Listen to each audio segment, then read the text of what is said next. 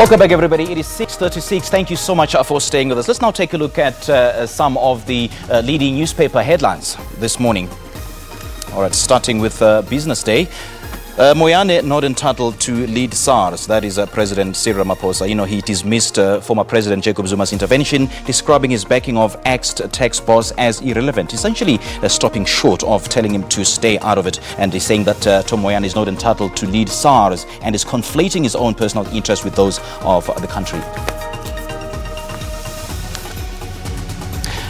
Well, Floyd Shivambu seems to be struggling to fend off allegations of impropriety and corruption as it's now emerged that VBS cash paid for Shivambu flat in Fourways in Johannesburg. It's now revealed that about 400,000 rand of VBS mutual funds was used by Brian Shivambu, the brother to Floyd, as a deposit to purchase a 2.7 million rand townhouse in Fourways in Johannesburg. And since the release of this report by Terry Motau, Floyd Shivambu and Julius Malema have been on the offensive, powering reports that bring them closer to being shown to have directly benefited from money fraudulently looted from the investments.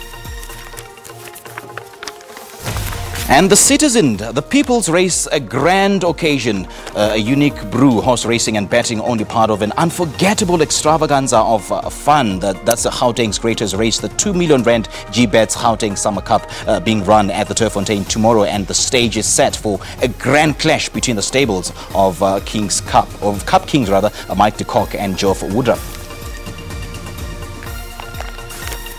And then Sowetan leads with this headline: Love rivals start deadly war, 11 killed in 2 weeks of revenge mob attacks in a mining town. And 11 people being killed since November 18 in the area, following clashes that the community said were between Xhosa and Sotho speaking residents.